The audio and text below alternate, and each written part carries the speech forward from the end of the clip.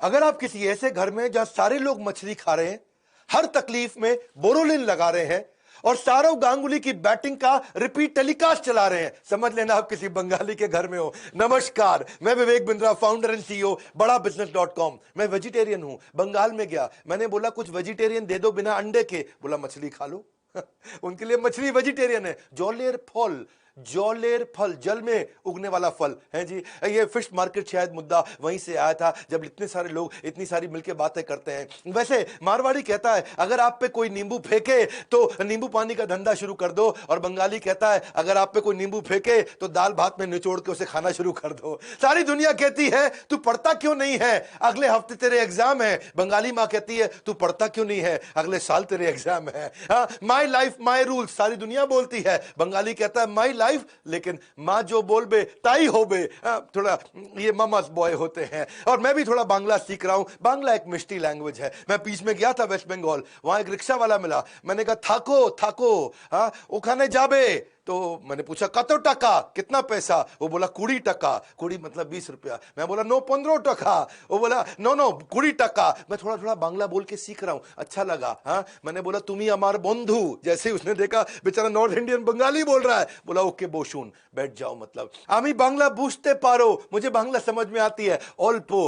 वैसे आज के वीडियो में rise and fall of Bengal, पूरी आज उस पर चर्चा करने वाले, बहुत वीडियोस बना रहा हूं, पूरी एनर्जी में हूं। स्टीव जॉब्स, मारवाड़ी, मेरी com, D mart, life in 2050, Gandhi, Singapore, McDonald's, आने वाले समय में तेंदुलकर, अजीत डोवाल पे, सुंदर पिचाई, यूएस कैसे आगे बढ़ा, Warren Buffett, success habits of billionaires, textile industry. कौन से टॉपिक पे आप चाहते हैं वीडियो नीचे कमेंट बॉक्स में बताइए। वैसे हमारे चैनल का अगर एक भी वीडियो देखे बगैर छोड़ दिया, समझ लीजिए आपने अपने बौद्धिक विकास से नाता तोड़ दिया। कई फैसिनेटिंग फैक्ट है बंगाल के बारे में। कैलकाटा, जो कि एक्चुअली अंग्रेजों के टाइम पे कैपिटल हुआ करता था, आज Delhi national capital, Mumbai business capital, और कोलकाता क्या है, एक कल्चरल या फूड कैपिटल बन के रह गया है। एसबीआई जो पहला बैंक था, वो पहले एक्चुअली कोलकाता का ही बैंक ऑफ कैलकाटा कहलाया जाता था। एशिया की सबसे बड़ी फूलों की मंडी, फूल का व्यापार ये बंगाली लोग करते हैं। बंगाल के अंदर ही सारा फूल का व्यापार किया जाता है। हजारों वेंडर कोलकाता में आपको मिल जाएंगे जो तरह तरह के फूल बेचते हुए। पहले क्रिकेट स्टेडियम बहुत आगे हुआ करता था इनका, ईडन गार्डन, अब इस समय तो आजकल नरेंद्र मोदी जी के नाम पे स्टेडियम आ गया है।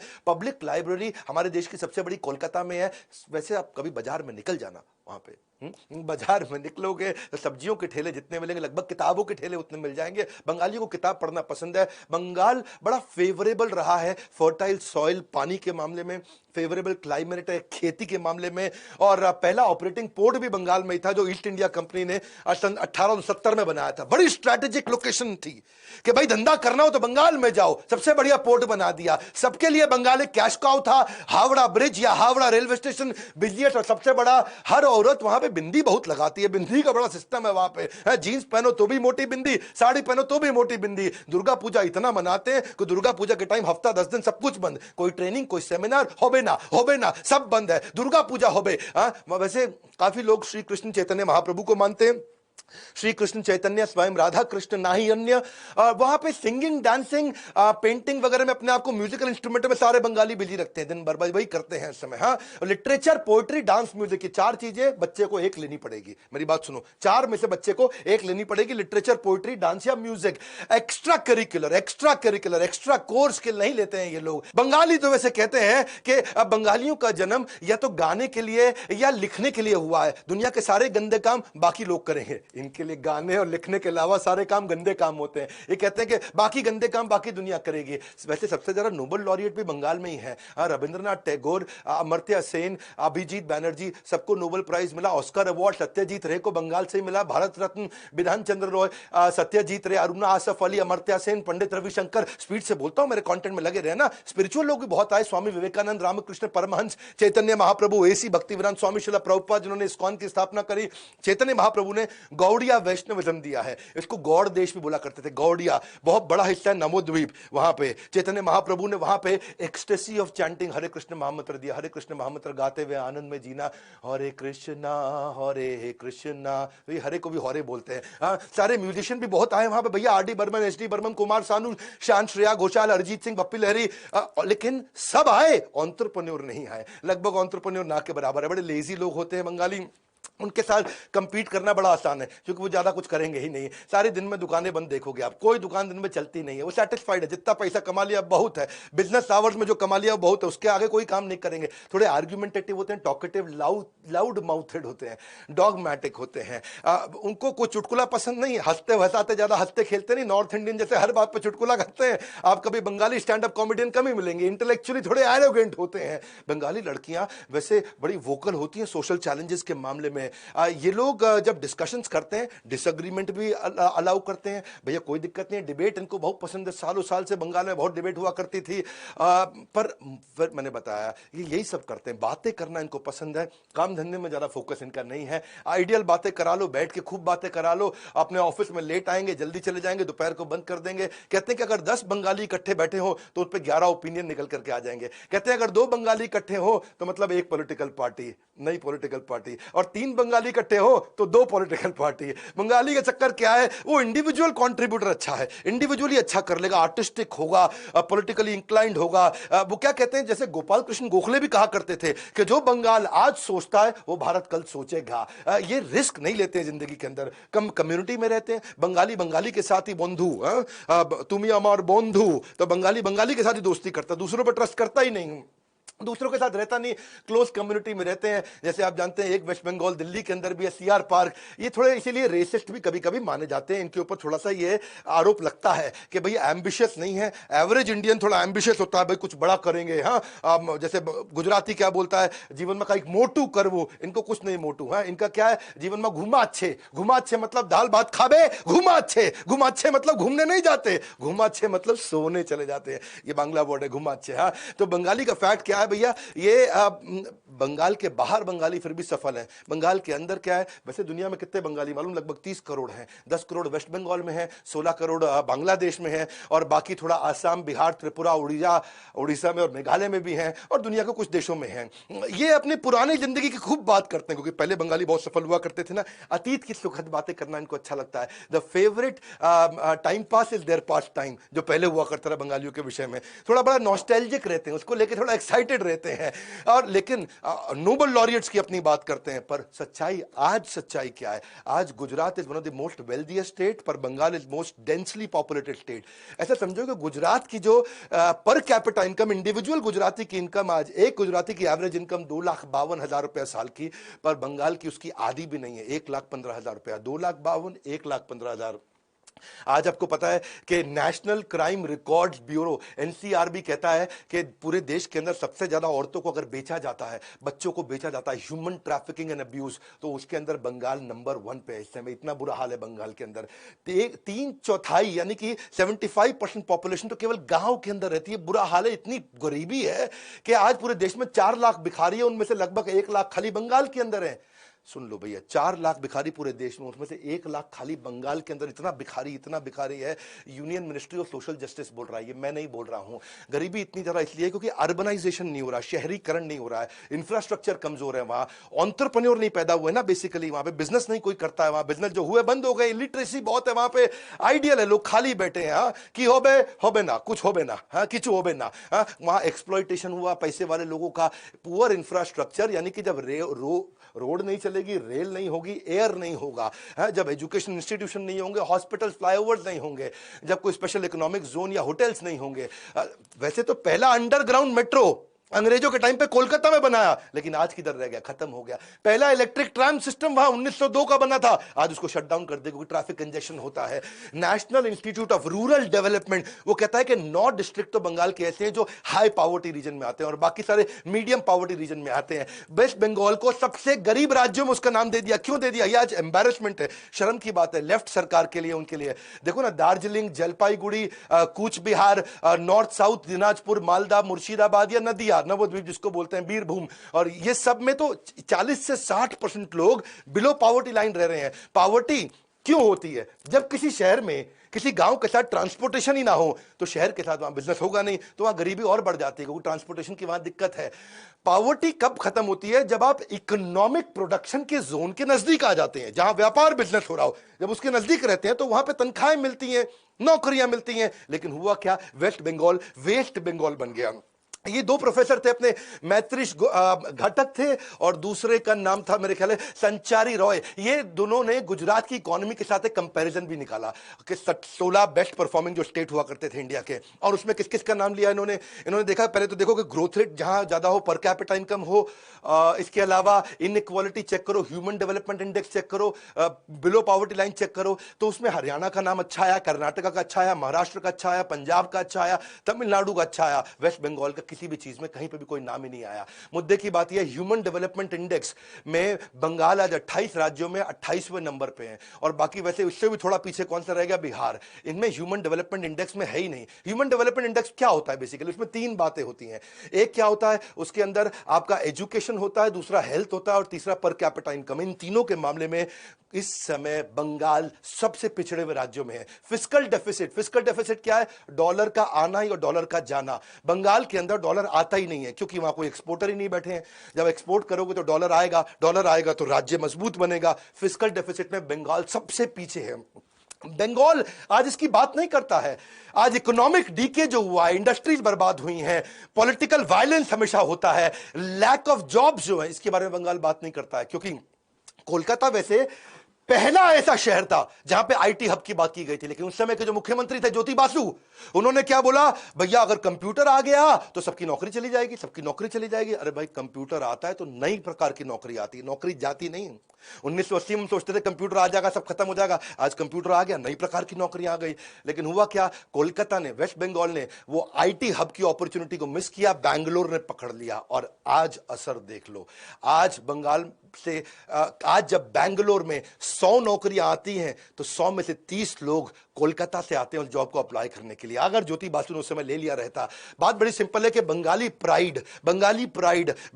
प्राइड इस सब के चक्कर में जो उनके एडमिनिस्ट्रेटिव फेलियर है उन सबको इग्नोर कर दिया गया। इनके लिए पैसा इंपॉर्टेंट नहीं है, बंगाली के लिए कोई पैशन नहीं है बिजनेस का। आज 64 साल की उम्र में मुकेश अंबानी नई नई स्ट्रैटेजी बना रहे हैं ग्रोथ की, और बंगाली क्या कह रहा है, घुमा अच्छे मतलब मैं सोने जा रहा हूं। इकोनॉमिक्स का सेंस नहीं है ना।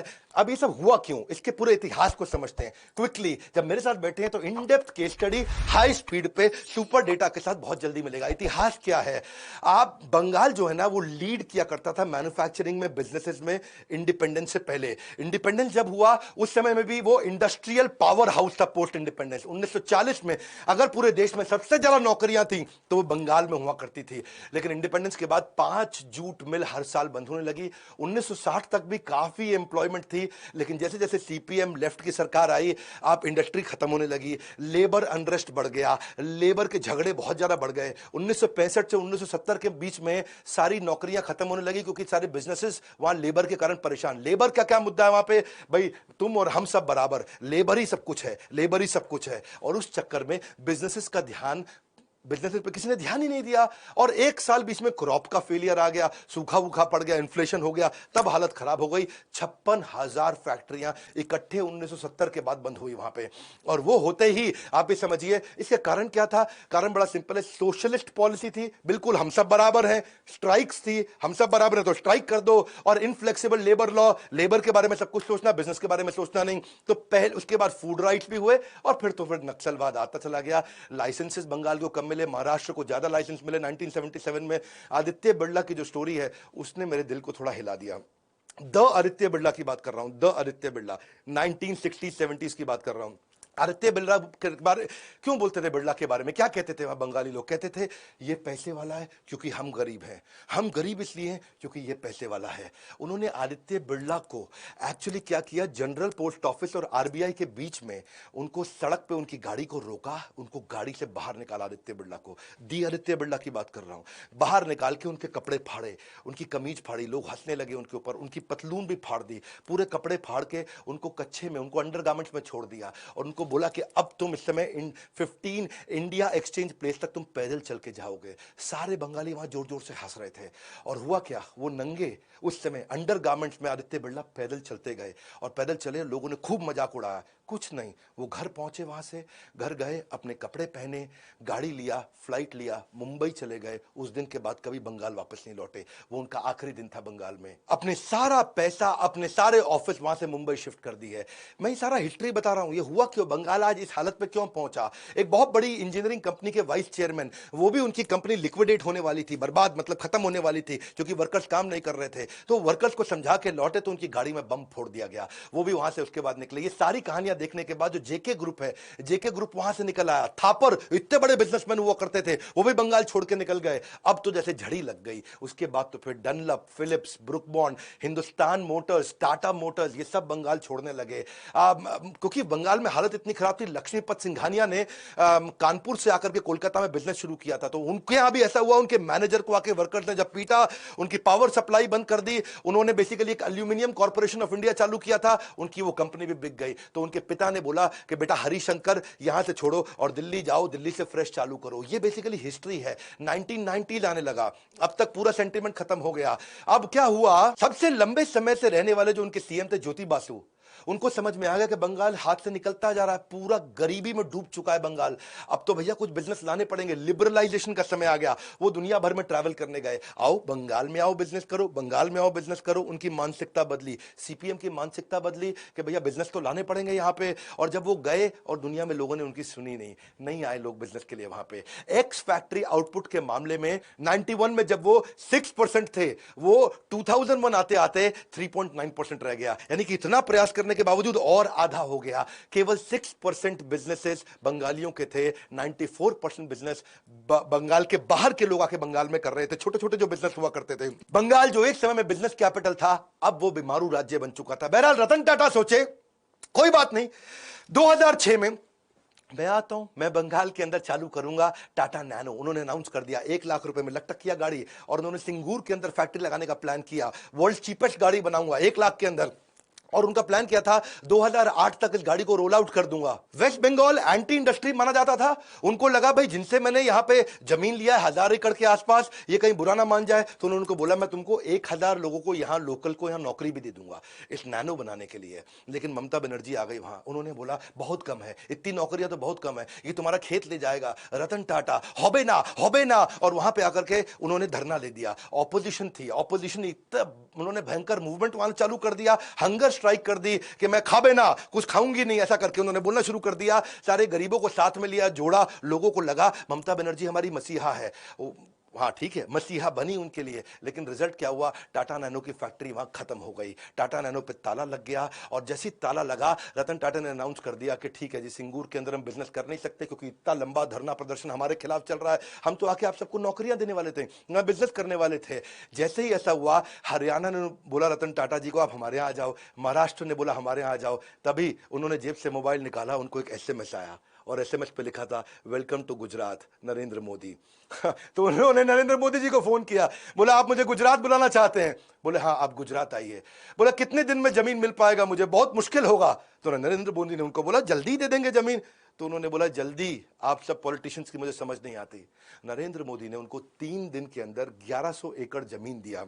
फाइनली टाटा मोटर्स सिंगूर से सानन गुजरात चला गया। खैर मीडिया ने बोला ये गुजरात का गेन था और बंगाल का लॉस था। बहरहाल ममता बनर्जी को फायदा हुआ, लोगों को लगा कि हमारी मसीहा है, वो मुख्यमंत्री बन गई। अब बंगाली जो है ना, वो चीटिंग में बिलीव नहीं करता है। बंगाली कभी उसको नीचे नजर से देखा जाता है, चीटिंग को, चोरी को, वो इस सब में बिलीव नहीं करता। लेकिन समस्या क्या है, वो आलसी है। आलसी होने के कारण आज बंगाल खत्म होता चला गया। हम सब बराबर है, हम सब बराबर है, इसके पास पैसा इसलिए क्योंकि मैं गरीब, मेरे गरीब इसलिए क्योंकि इसके पास पैसा। इसी मानसिकता ने बंगाल को खत्म किया। वो लेकिन इसमें अच्छी बातें क्या हैं, इनमें मिठास बहुत है, अंदर ही अंदर मिष्टी मिष्टी, खाने में भी मिष्टी, बोलने में भी मिष्टी, गाने में भी मिष्टी। इनका कल्चरल लैंग्वेज, उनकी आइडेंटिटी में सब कुछ मिष्टी। बंगाली दूसरी मोस्ट वाइडली स्पोकन लैंग्वेज है हमारे देश में, और दुनिया में 8वीं सबसे ज्यादा बोले जाने वाली भाषा है। वैसे तो त्रिपुरा की भी ऑफिशियल लैंग्वेज, अंडमान निकोबार, आसाम, यहां पर भी बंगाली बहुत बोली जाती है। स्वीटेस्ट लैंग्वेज माना गया, यूनेस्को ने बोला है।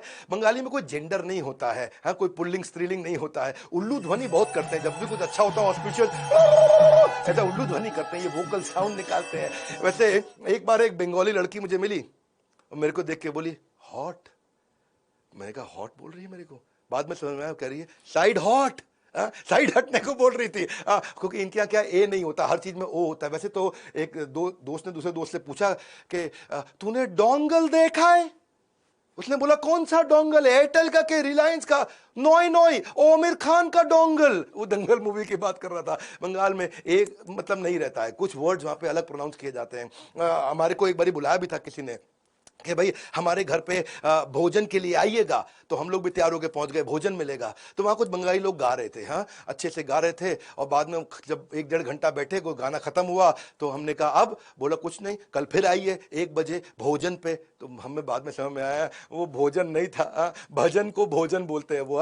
भोजन होने वाला है हमारे यहाँ, भोजन कीर्तन, तुम्हें भोजन कीर्तन कौरबे। वैसे तो बंगाली बोलते भी मिठा है और गाते भी मिठा है। एक बात बोलूं, इस वीडियो को ऑफेंस की तरह मत लीजिएगा, मेरा सजेशन है इसमें से लर्निंग लेते हैं। पढ़े लिखे होने से अच्छा है पढ़ते लिखते रहना। वन मोर टाइम, क्या पढ़े लिखे से होने से अच्छा है पढ़ते लिखते रहना। अनपढ़ वो नहीं जो पढ़ नहीं पाते, अनपढ़ तो वो है जो सीखना नहीं चाहते। वही प्रैक्टिकल लैंग्वेज चाहिए, क्योंकि अगर ऐसे ही पढ़े रहोगे तो आगे चल के बहुत पड़ेगी। जमाना बदल रहा है। शेयर करिएगा इस वीडियो को। आज नंबर 1 एंटरप्रेन्योरशिप चैनल वर्ल्ड में हमारा बना है। पढ़े हो किस चक्कर में, हाथ जोड़ के कोई नहीं है टक्कर में। और वैसे अगर आप भी अगर बिजनेस ग्रो करना चाहते हैं, पूरे बंगाल में शेयर करिए हमारे चैनल के विषय में। हम लाइफ टाइम मेंबरशिप दे रहे हैं इस समय, ताकि आप भी आकर के लाइफ टाइम मेंबरशिप से पूरा फायदा उठाएं। वैसे इस वीडियो में ना हमने पक्ष की बात करी ना विपक्ष की बात करी, हमने केवल निष्पक्ष बात करी। वीडियो को शेयर जरूर करिएगा ताकि हम बंगालीज में वो इंस्पिरेशन ला सकें। जैसे गुजरात आगे बढ़ा, वैसे ही बंगाल को आगे बढ़ना चाहिए। हमारे साथ जुड़े रहने के लिए, वीडियो को शेयर करते रहने के लिए, कमेंट बॉक्स में अपनी फरमाइश देने के लिए, लाइक करके उत्साह बढ़ाने के लिए आप सबका हृदय की गहराइयों से प्रेम पूर्वक मुस्कुराहट के साथ बहुत बहुत धन्यवाद।